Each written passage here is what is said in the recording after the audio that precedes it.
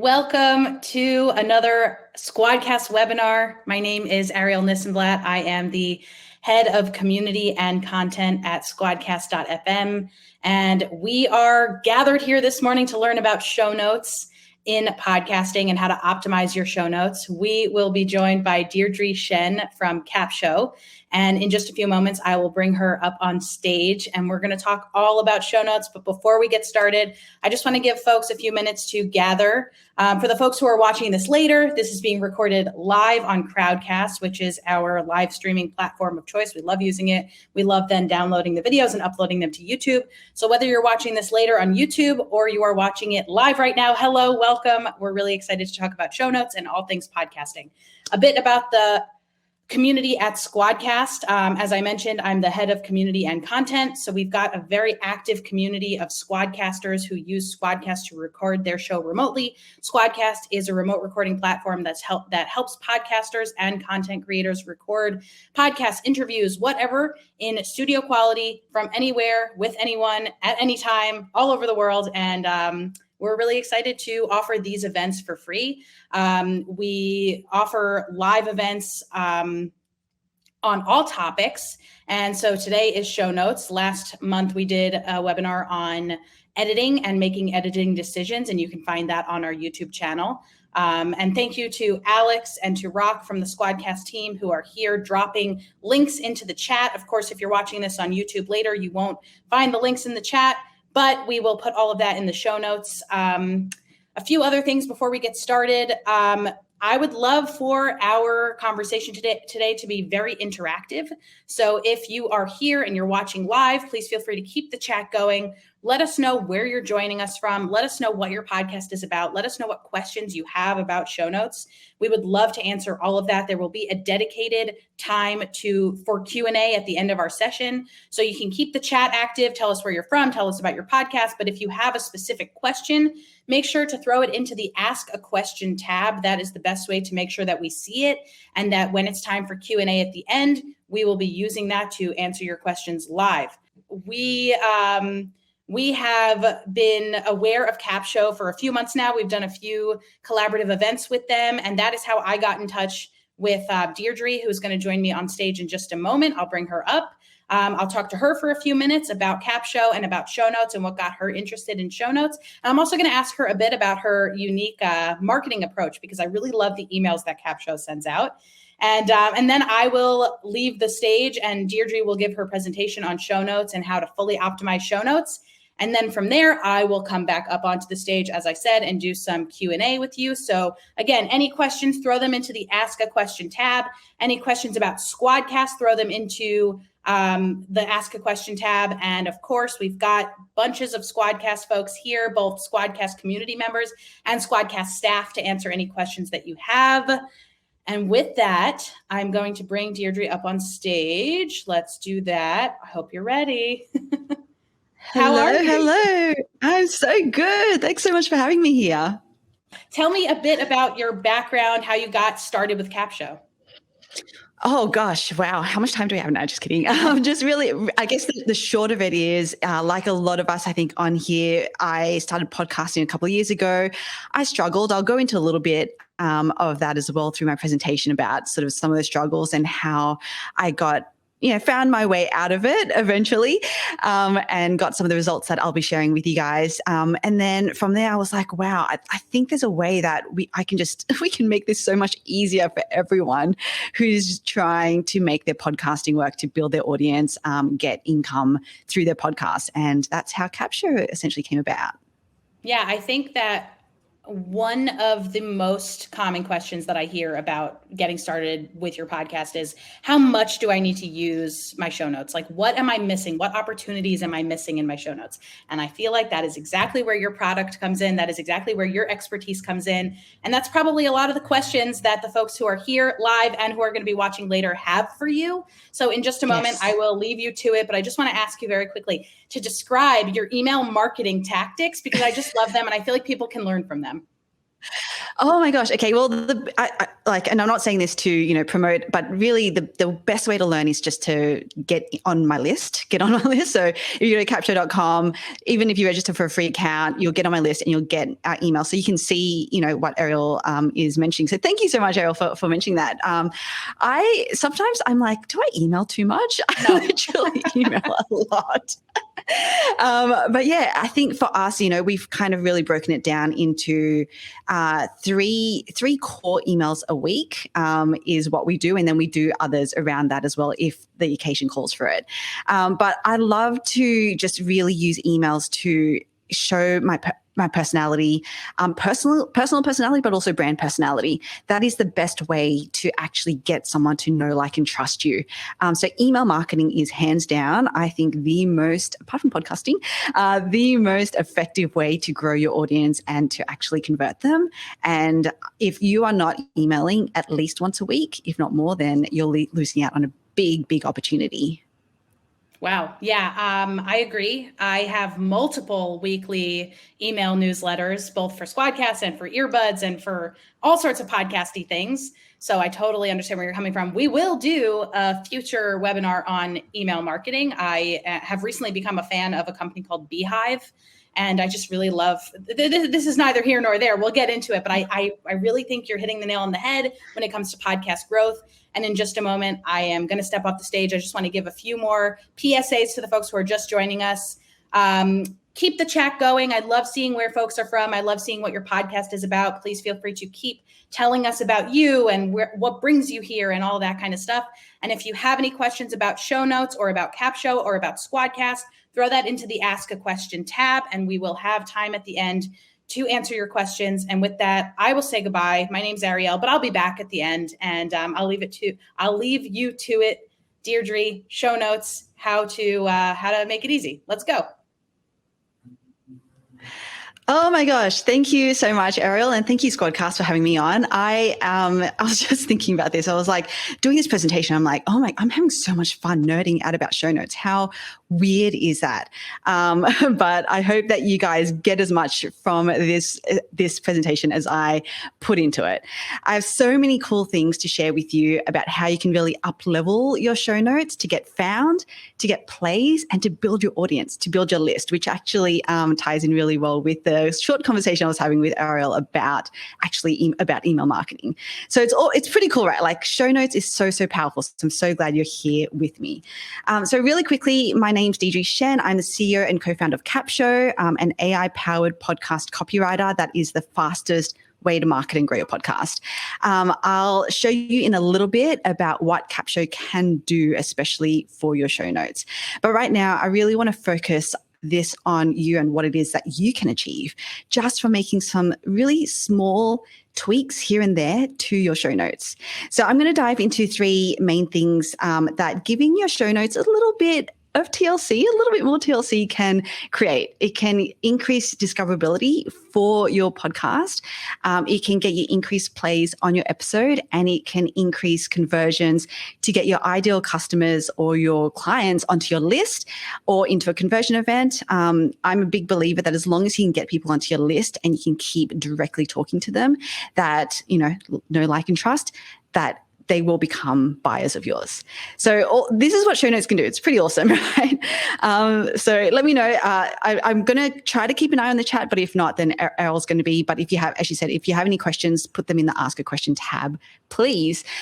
Okay, so I started my first podcast a couple of years ago when I had my e-commerce coaching business. And I tell this story all the time, but I was really struggling with it, kind of like this guy on the screen.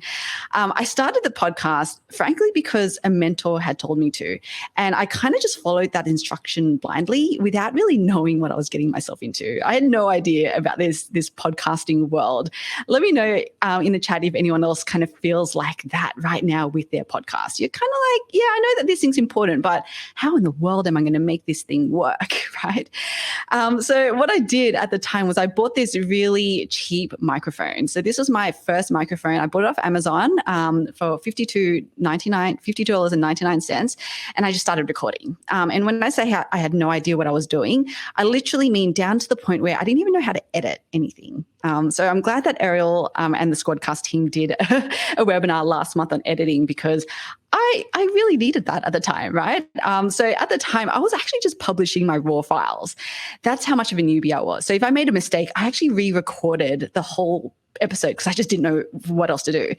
And I mean, now there are like awesome tools like SquadCast and Hindenburg and Descript and of course Capsho that make the process so much easier. And as you can see, hopefully I've upgraded my mic situation thanks to Focusrite. But I didn't know any of these things back then.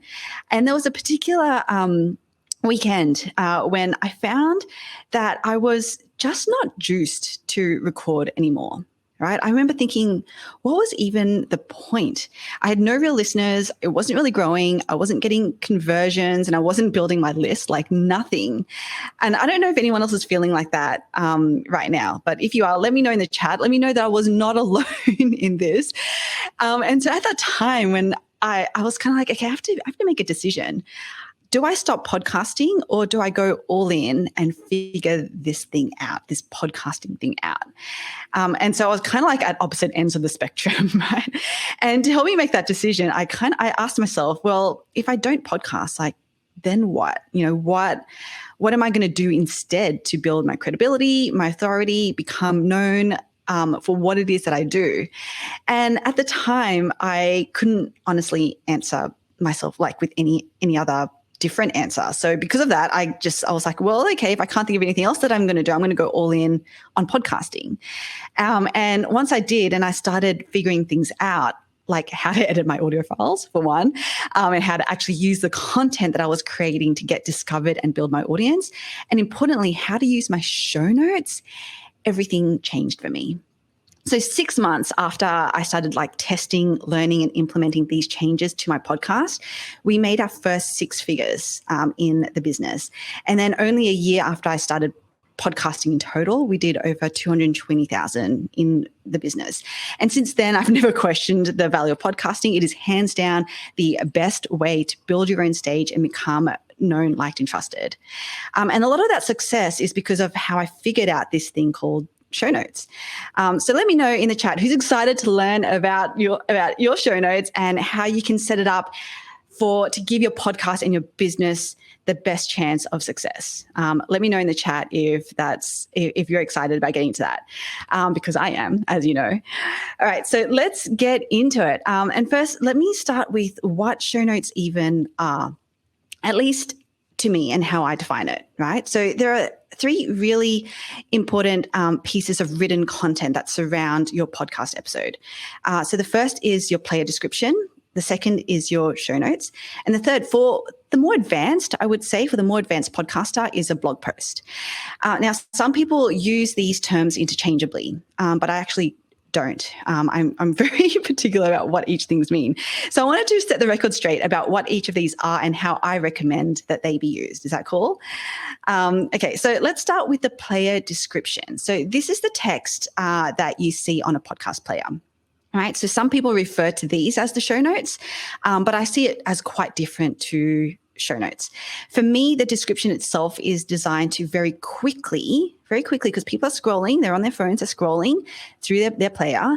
How do we very quickly convince or compel your potential listener to press play on the episode? Okay, to me, that is the main and primary focus of what we do with our player description.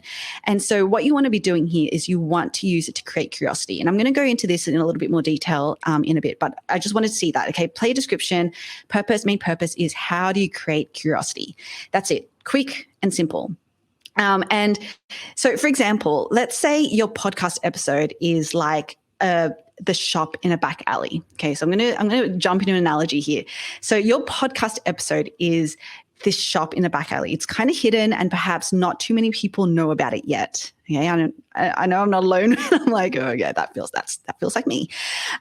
Your player description is kind of like the A-frame poster that you have in front of your store promoting, it could be the hottest new product or the special that you have on. Essentially what it does, it's enticing people who pass to come into your shop, right? That's what an A-frame does. So that's how I kind of view what a player description does too. Is that cool? Okay, so if your description is that, let's go to the other end. So what is your blog post? What is a blog post meant to do? So your blog post is kind of like, imagine your shop is thriving a little bit more. You've got some people listening to your podcast episode and they're like, how do I kind of keep hanging out with you? I want to keep being in your world and I want to keep learning more about you. So that's kind of your blog post. And your blog post is kind of like if that was happening in your shop, and you're the owner of a shop and you're like, yeah, how do I get people to spend more time with me? Well, you know what? Why don't I create a cafe that's attached to my shop, right? So your blog post is kind of like a cafe that you have attached to your shop. So when people want to hang out in your world for a little bit longer after having gone through your shop, i.e. they've listened to your podcast, they'll want to sit down and have a drink, maybe something to eat, just be in your space and around you a little bit longer, right? That's kind of like your blog post and your blog post website or pages. They are additional resources and value that you can share with your audience. Now, this isn't a have to make your podcast successful, but having blog posts are important if you want your audience to keep learning from you and coming back and just, learning from you in different ways as well. And as I said, it's really for the more advanced podcasters. So if you're not currently doing this yet, then don't worry. Don't worry. We'll tackle show notes first and then we'll get to a blog post, right? but that's your blog post. Okay. So then the awesome thing about show notes, and let me know in the chat as well if I'm confusing you in any way, so that I can kind of backtrack and clear anything up. But okay, so we've kind of gone through what your play description is. We've gone through what your blog post is. So the awesome thing about show notes is that it does all of that and more as well. So it's your A-frame, right? It's getting your ideal listeners to press play. It's your shop's adjunct cafe, the place they can go to hang out with you a little bit longer and see what else they can learn from you. And it's also the sign that's on the main street, pointing people to your back alley shop, right? Helping your shop get discovered more broadly through things like search engines, not just podcast players, okay? That is the power of show notes, but only if done right. And that's what I'm going to show you today, all right? I'm going to show you how you can create show notes that get you discovered, that get you listens, and that builds your audience. Does that sound good? Yeah? Who's up for that? Okay, so to kick off, I'm going to take you through a real life example of what I've actually just done for my latest podcast episode. And I'm actually going to show you some of my results as I go along. Is that cool?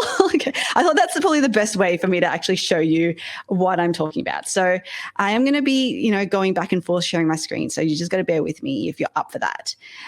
Okay. So this is, so last week to the day, literally last Tuesday, I released a podcast episode that I did with Ariel. Ariel was an amazing guest. She shared some amazing insights into how to build a community for your podcast. So keep in mind, okay, this episode's only been live for a week, so there's still a little bit more to go, but I think I can show you some really, really cool things. Okay, so the first thing that I do to get my episode published is to run my episode through Capsho. This is what Capsho looks like, essentially. As you can see, Capsho does a really awesome first pass at creating all of my content for me. You can see on the side here, it creates all of these things for me.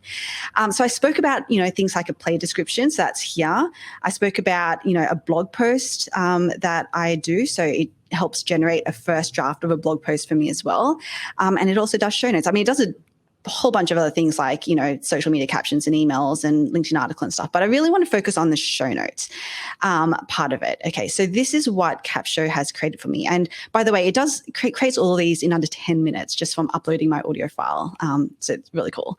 Now, what I appreciate about what Capsho has given me is that I'm not starting from a blank sheet of paper. I'm not starting from a blank page. We get feedback all the time, and it sounds like some of this content is created inside, like some of the content created inside of Capsho sounds like AI. And that's because AI did. AI did create these, okay? We're not going to hide that fact. Capsho is not designed to replace a human. It's designed to augment a human, to augment you. Okay, so instead of spending 30 to 40 minutes re-listening to the episode or reading the transcript to remember what the episode was about and what was said in it, and then another 30 to 40 minutes trying to come up with something intelligible to say for my show notes, Capsho's actually done all the heavy lifting for me. So instead, as the human, as the actual human brain, I guess, I can now use that time that I've saved to up-level these assets, right? I can edit it to be in my tone of voice.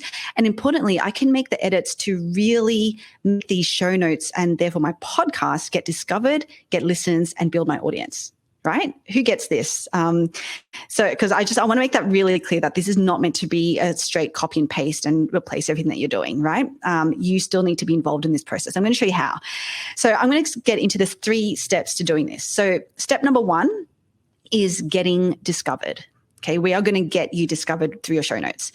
Now, how do we get your show notes and therefore your podcast discovered? Is another way of asking that question is, how can we optimize these show notes in a way that gets us ranked on Google?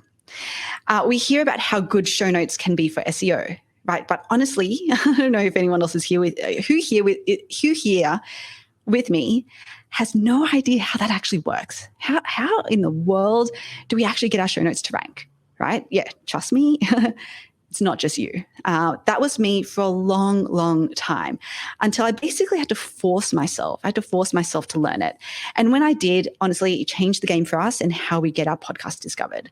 So I'm going to head over to Google, and I'm really hoping that this works. So this is the how to build an engaged community for podcast was the keyword that the long tail keyword that we were hoping to rank for. Now, there's a lot of ads that are getting bought against this keyword. So let's scroll down and gosh. Okay. Yes, we are on the first page. Look at that. Okay. So we have managed to get on the first page of Google. It's pretty cool, right? Okay. So let me give you the quick and dirty about how we did this. Okay. How do we get on the first page? This is literally the episode that we launched last week with Ariel. We're on the first page for the keyword that we are trying to rank for. Okay. So I'm going to give you the quick and dirty on how to do this. How do we do SEO for our show notes? I'm assuming that would be helpful, right? Let me know if that would be helpful, because we hear a lot about things like keyword research for SEO, but that's only one part of it. There's actually so much more that goes into getting your show notes to rank on Google and to therefore become discovered. Okay, so let me reshare my slides. Okay, awesome. Okay, so these are the 3 main parts that I've distilled kind of SEO-y things into things that are controllable. Okay, so keywords, rich media, and backlinking. So I'm not going to go into the ins and outs of keyword research because there's like a ton of resources available that you can go and learn about it. And I'm going to be honest, I'm not like the expert on keyword research. I just kind of know enough to be dangerous with it. and I'm also mindful of time here. So the short of it is that you want to find a keyword that has a higher search volume and lower competition, right? That is, there are quite a few people typing that keyword into Google. So there's high demand for that topic, but there aren't too many resources available on it, right? So there's low supply. Does that make sense? And if you want to hear my take in a little bit more detail, then I invite you to listen to my episode on it. It's episode 31 of the Grow My Podcast show titled How to Use Keyword Research for Your Podcast. Pretty simple. Okay, so Capsho gives you a starting point because it gives you some options for you to focus the keyword and topic based on what it's seen on your episode. And what I do is I take those and I use an SEO keyword analyzer like Moz or KeySearch or SEMrush. Really, you can use any of those to put these through and pick out the best. Or what you can do, and what we ended up doing actually, is we actually created our own focused topic, and that's what Capsho then uses to generate the show notes with, right? So in the case of this episode, the keyword that we chose and are trying to rank for is how to build an engaged community for your podcast. All right. So that's kind of the short of keywords. Okay. I'm going to leave that one there. Okay. So then let's get into rich media. And because this is one that commonly gets missed in a lot of show notes that I've seen. So when you think about, what keeps you engaged on any type of news article or blog post or really any kind of longer form written piece of content on the internet, a lot of that comes down to assets that break that page up, right? That's kind of what keeps us engaged. We've got really short attention span. Imagine being, confronted with a block of text. We're just like, no, we're not going to do that. So it's broken up. A lot of the journalists and et cetera, like all the big newspapers, like they break their articles up with images, videos, different font sizes, different font types, headlines, right? You want to be thinking about how you can use all of these different rich media assets to your your disposal. And what we forget is that what Google is looking for are pages that actually are going to be useful for people and keep them engaged longer. Okay, that is what they actually are doing when they're deciding what to rank. So that's why they like pages with rich media content. Okay, so let's do that with our show notes as well. Okay, you guys, let's actually put videos and images and break the text up so that it keeps people engaged and staying longer on your page. So let me show you again how we did this. So with our own show notes, we started with so what we did, okay, we literally copied and pasted. First step is we copied and pasted from Capsho the words into, we use Podpage to host our show notes. And then we made some edits.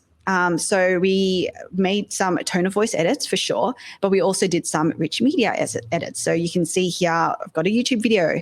I've got, images all through here. I've got different font sizes. I've got, different headings, things like that. Like this is kind of, what keeps people engaged on your page. We've also got, and again, Podpage does this automatically, but, there's like a bit of a contents block. This is the stuff that Google is looking for because they know that this is this type of stuff that keeps people engaged on a page. So that's really how you want to start thinking about how to actually use rich media assets. So really quickly in terms of how I think about it, I'm like, so Capsho created, this text about Ariel, and then it goes into the story. So you could literally, for your own episode, I was fortunate because I already had a selfie with Ariel, so I was like, yes, I can use this. And, we mentioned her Earbuds Podcast Collective. So, we actually put a screenshot on there for her.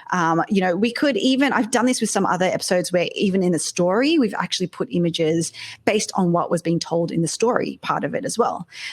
So this is I think it's pretty simple. I know I say that, but hopefully that's a pretty easy-ish one for you guys to pick up and run with. Let me know if that's cool. Okay, so that is basically rich media. Let me then get into the next one, which is backlinking. Yeah, backlinks. All right, so this is the last overlay that I then put on my show notes. It's all about backlinks. So backlinks are essentially hyperlinks from one page to another. Okay, that's what they are.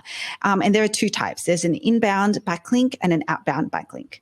So inbound backlinks are the more effective of the two. And that means that other sites are linking back to your page. So for example, I'm just putting out there, if Ariel or SquadCast mentioned this particular episode, the episode, my show notes, if they mention it on their own blog post or on their website, for example, that would give my show notes page a big credibility boost, right? Can you imagine that? If, you can get other really pages with authority to link to your page, huge credibility boost for Google. Okay, so if possible, a lot of you, I imagine, have guests. See if you can get your guests to feature your episode on their website, which, by the way, is great for them too, because usually a lot of guests have it as featured on.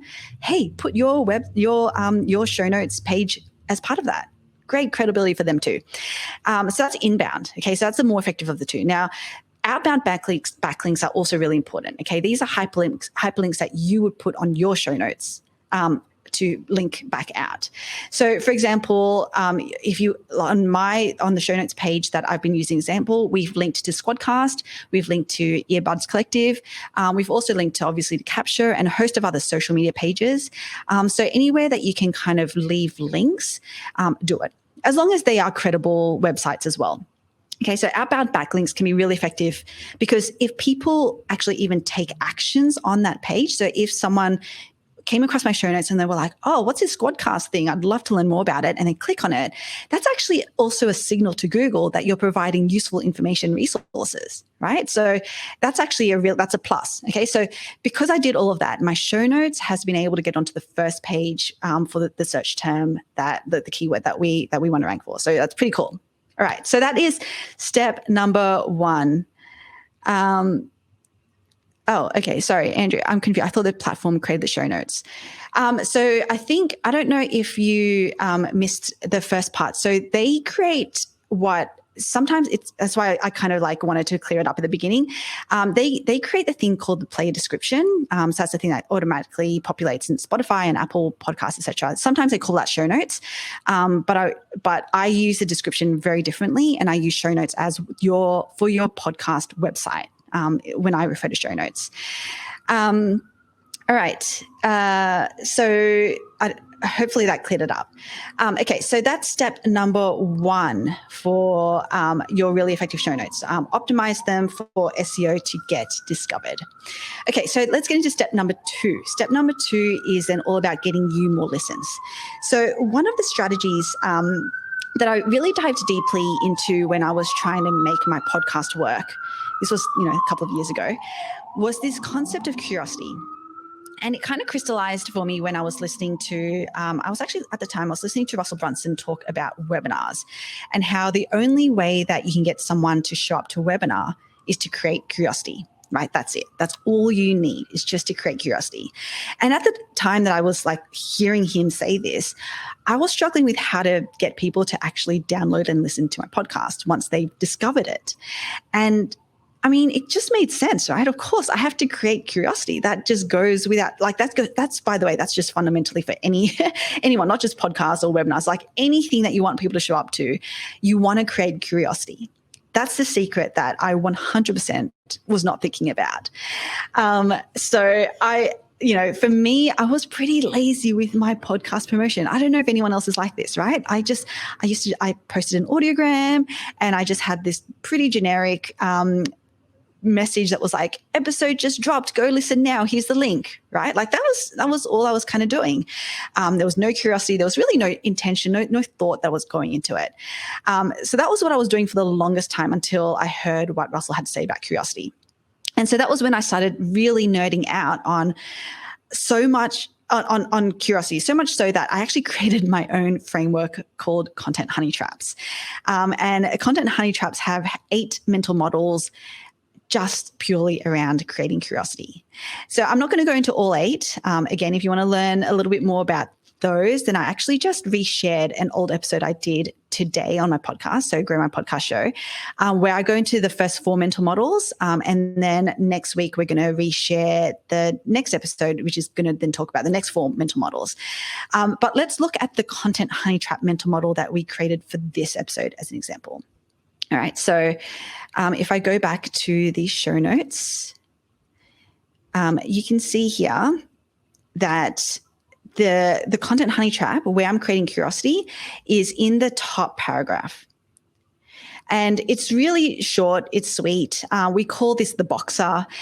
So what we're essentially doing here is we're agitating a pain that our audience might be feeling about this particular topic that the episode will actually help solve for. So this was generated by Capsho. We edited it just a tiny bit to make it a little bit more in line with our tone of voice. But that's essentially, that's a good example of creating curiosity. What you want it to do is to have it, to have people keep doing the thing. So either they read that and I'm like, yes, I'm in, I want to listen, press play. Or they're like, you know what, like that sounds interesting, but let me just see a little bit more about what it is. But you can notice here that everything that I've shared on my show notes doesn't actually give the answers away, right? It's still all designed to create curiosity, down to even the takeaways here. So in this episode, you're going to learn the following. I don't really give away what it is that we're sharing in the episode, right? It's all designed to create curiosity. That's my primary aim with this page.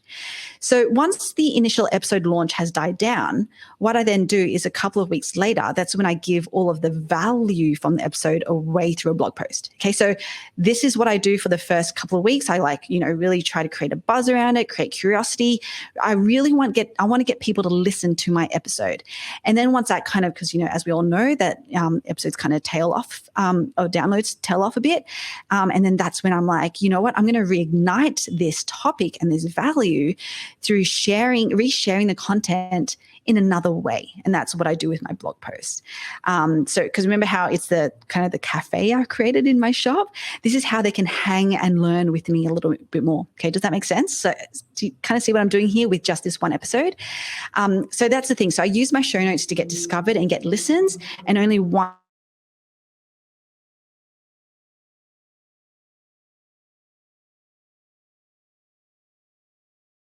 Okay, so we've used our show notes to get discovered.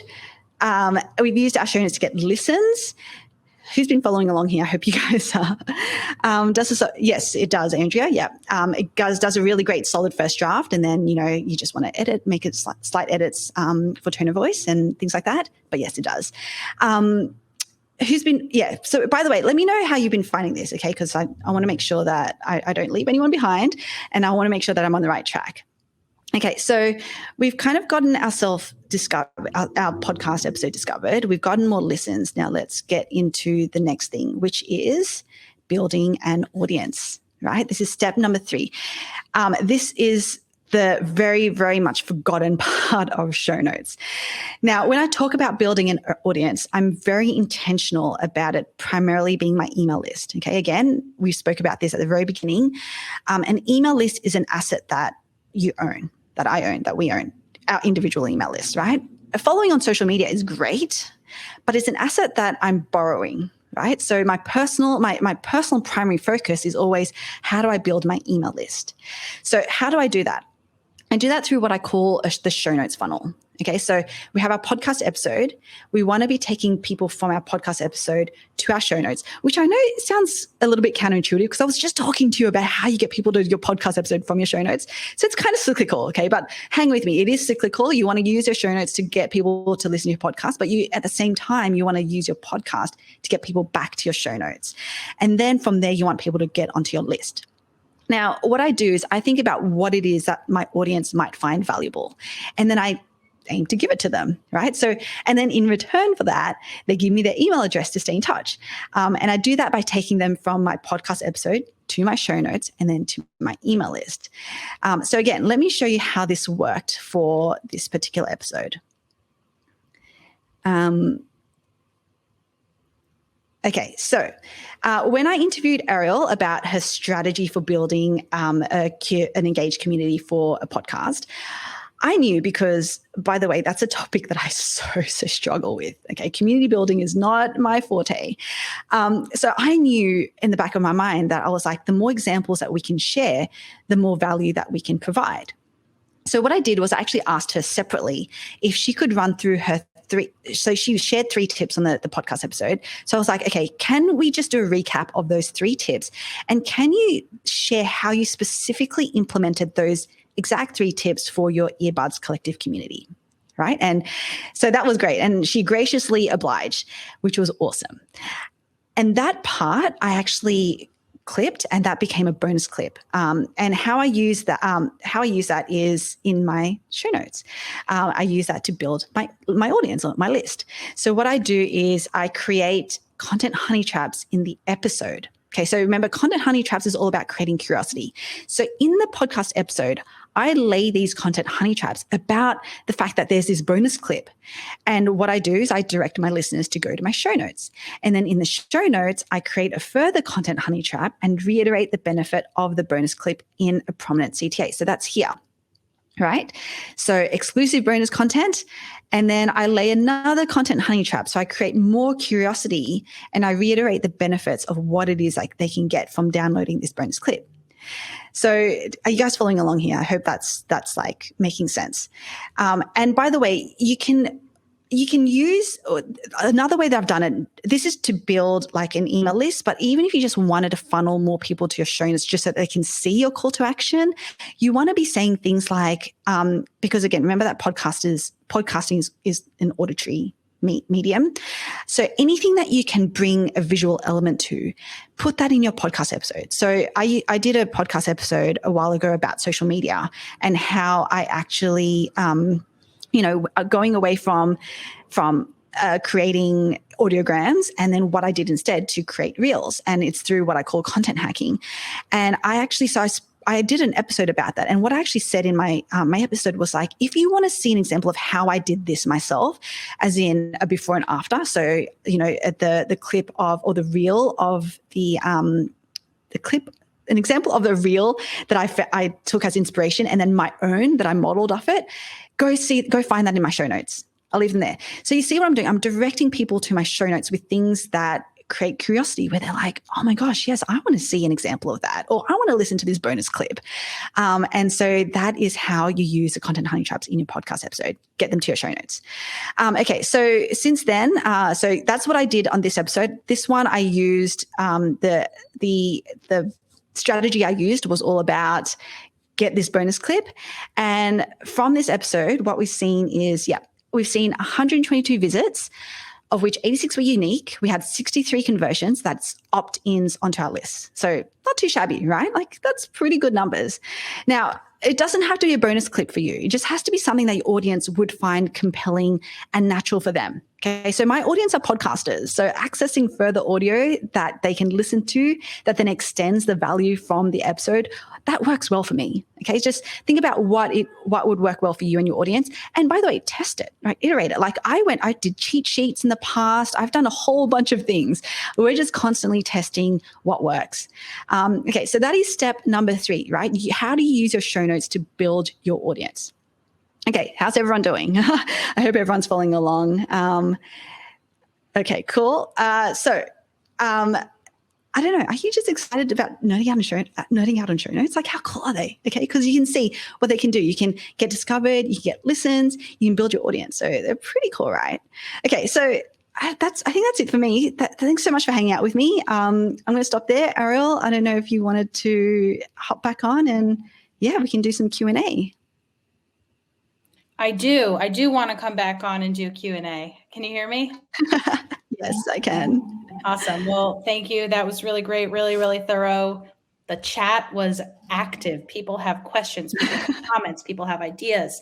So let's get to some questions. We have a bunch of them, and I imagine a few more will roll in as we start answering them. Let's start here.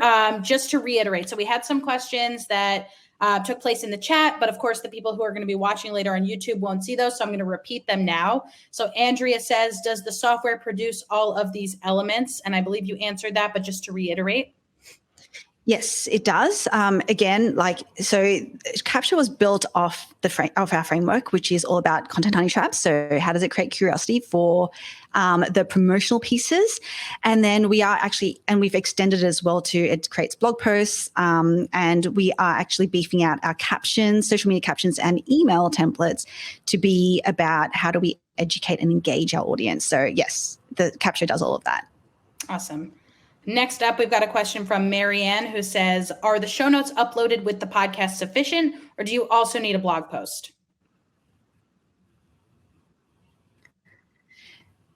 Yeah, so this goes back to get a podcast published.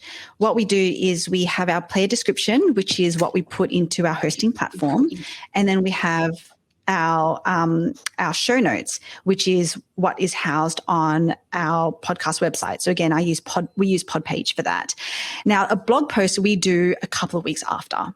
At the very least. So that kind of ties into my analogy of we kind of want to create that curiosity. We do that with our description and our show notes. And then once that kind of the downloads and listens die down, then we die down, then we release our blog post and then we reignite that topic again. So hopefully that makes sense. Yeah. And I would just add that it's different for each person. So, I know, Marianne, you've been doing your podcast for a while. Al's Authors, is that right? Let me know. And I would just say that experiment, try doing shorter, try doing longer, try doing a blog post a few weeks later to potentially drive people back to the show. But I think it's all about guessing and checking. All right. Next question comes from Christina, who says, we're a nonprofit and use our podcast as outreach. Do you offer a nonprofit discount? Get in touch with us. Let's have a chat. Let's have a chat about that for sure. Yeah, awesome question. Awesome answer. Next up comes from Andrea, who says, would you mind sharing all of the tools that you use? I love that question.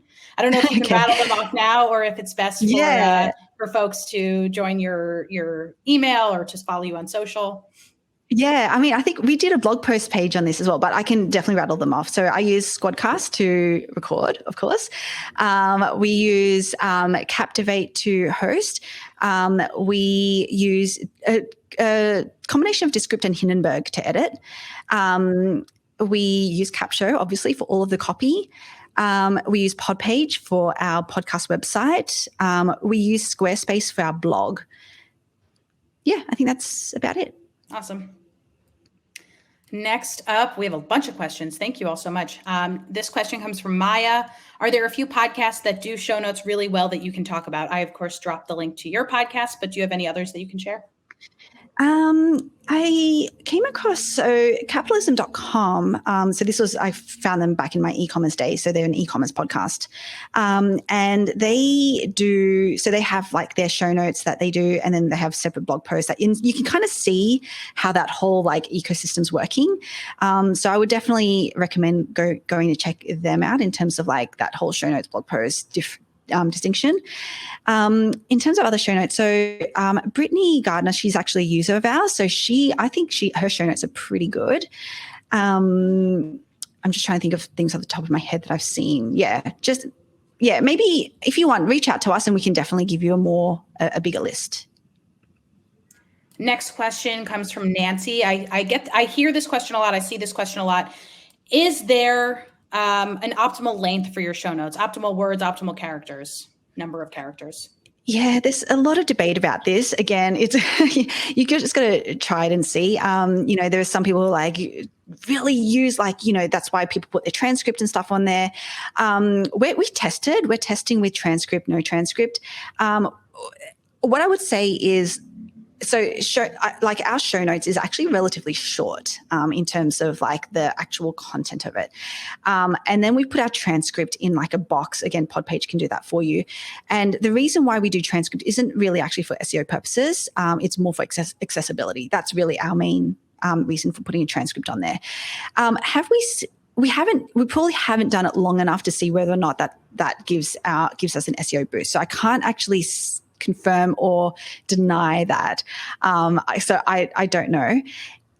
In terms of length, you just want to get the information that you want to get to your audience out there. So if that's going to be in a really long blog post style thing, then, try that. If it's going to be short, which I do things on the shorter side, then that's what I would recommend. But again, it comes down to your audience and test it. I would also say people can tell when you're beefing up your pages just to throw words in. So make sure that every sentence that you put in there is worth it. Every sentence is saying something new. I used to do this a lot in college essays where I would just like throw words on the page because it needed to be a certain number of characters or words or pages long, but the professor can tell and the listeners can tell. All right. Next up question. I love this question from Chris Angel. They say, is it okay to go back and update previous episode titles / show notes if we 100%. Think we can improve it, or does that hurt anything? No, 100%. We do that all the time as well. So if you want to, all the things I spoke about, rich media, I think even we're going through that process of going back and updating our show notes and play descriptions, etc., to put more things in that we're like, oh, this would be really useful. Or sometimes I do YouTube video a little bit differently. So I don't just put a whole podcast episode onto YouTube. I actually have a bit of a system where I pick out one tip or one piece of it and I deep dive into that, and that becomes a YouTube video. Now I only do that 2-3 weeks after the podcast episode goes live. So when that YouTube video goes live, we then go back and update the show notes, etc., with that video. So yeah, you can 100% make any updates that you want. Yeah, and same goes for YouTube. At the SquadCast YouTube channel, all the time we go back and try out different titles and try out different descriptions in the YouTube description, everything. It's always worth going back, and it does not hurt anything. Yeah. Next question is from Sarisha. How can we enable our guests to share the information like backlinks? So how do you get more people to post backlinks to your site? Again, this is going to come down to, your relationship with them. And it depends. I have some really great relationships with people, and I know that they do as featured on.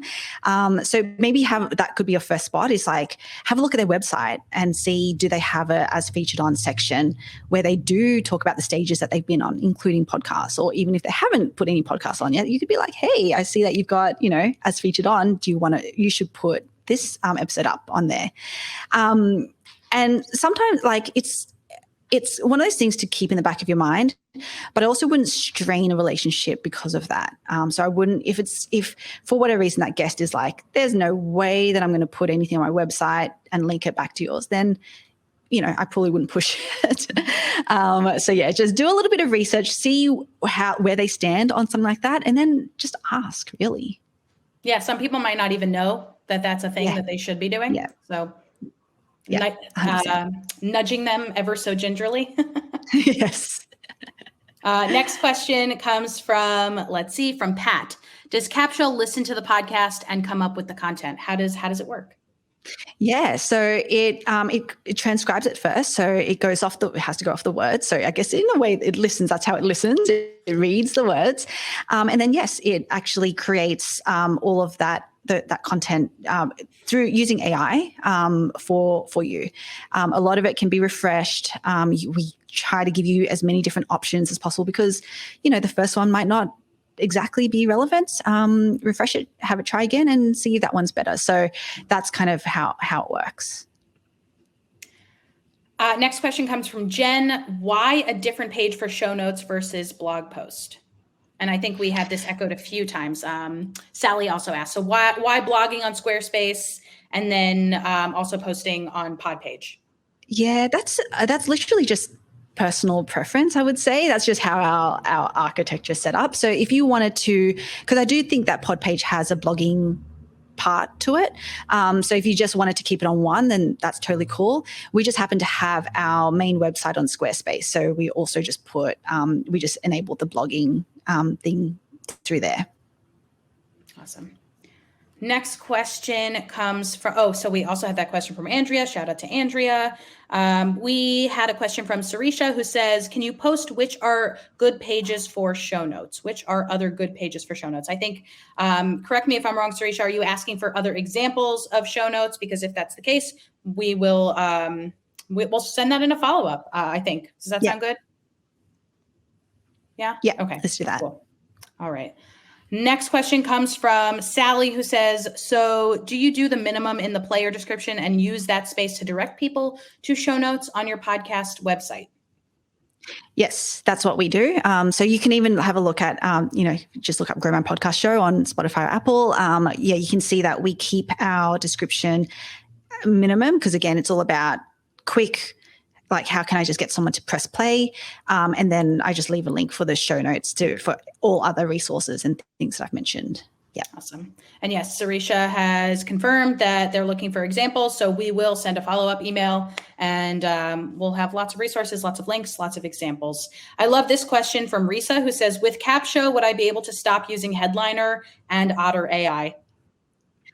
Otter AI, if you're using it for transcription, then you could, because we provide the transcription for you through Capsho. Headliner is a little bit different because I guess Headliner is used more for audiograms. So we don't yet do any of the content, the creative part of it. What we do is we actually have a section that's called Potent Quotables. So it actually pulls out quotes based on whether like motivational quotes in the episode or story-based or epiphany-based or topic-based. And you can actually use those quotes to find where they are in your transcript. So we use then Descript because then we just clip it from the actual video file. And then that's what we can use on social media, things like that. Yeah, I would say it pairs really well with Headliner. Yeah. Next question comes from Ryan who says, show notes in this context clearly affect SEO, but did the traditional player description notes affect SEO, or is the impact not nearly as potent as the website show notes? So we're talking about podcast player SEO versus search engine SEO, I'm assuming. Yeah. Okay. So do the traditional player description notes affect SEO? So the traditional player description does affect podcast player SEO. Sorry. Okay. When we talk about SEO, there's kind of like so many. Well, I'm just trying to, there's because my mind's going, okay. For Google, there's like your website that it can rank, but then there's also your podcast that it's more and more starting to rank as well. So you'll generally see that kind of in the top third-ish of as long as it's a topic that podcasts are on. And yes, so then your description will actually affect your podcast. Let me see if I can find an example of that on Google, just so I can show you what I'm talking about. Okay, yeah. Can I share my screen really quickly? Yeah, go ahead. Ariel.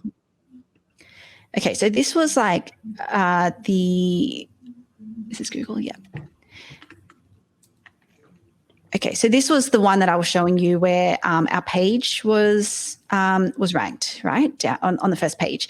But there's actually a section up here of podcasts. And this is actually so if you click on that takes you to Google Podcasts. So that's what, so from a Google search engine perspective, then your description, as long as it's on Google Podcasts, will play a role. Yes. Now, if we're talking about, so that's why I was kind of like, oh, what do we, so there's two parts to SEO when we're talking about Google. Okay, let me know if that makes sense. Now, when we're talking about podcast player SEO, hey, James, good to see you on here.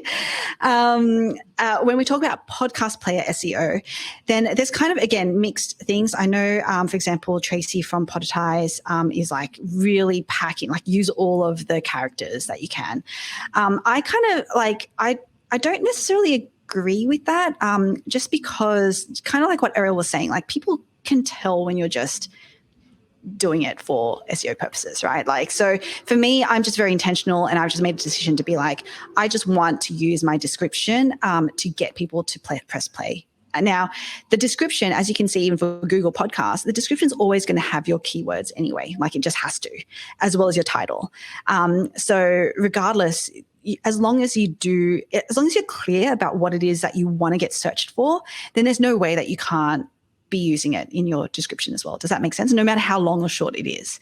The other thing too that I know that we're running out of time, but I just wanted to mention this. So Dan Meissner from Bumper, I was speaking to him, actually, I had him on my podcast, but he discovered that what Apple is doing is they're in the back end also transcribing your episode, and they are using their own tags, their own keyword tags for it. So they're gonna become less and less dependent on the words that you put on your description, because I think they know that, people keyword stuff, like, even if you don't have Joe Rogan on your podcast, people might actually still put Joe Rogan in their description because they want to, stuff as much stuff into it to try to get ranked.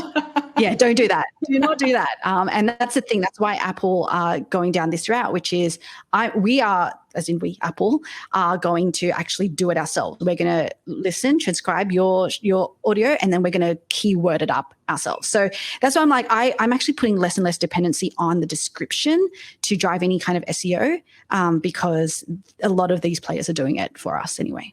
Yeah.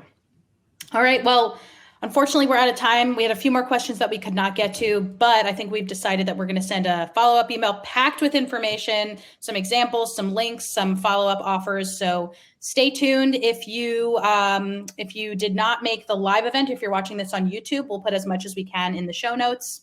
Speaking of show notes, and if you are, if you're watching this live, you will, and if you've registered for the event, you will get a follow-up email with all this information.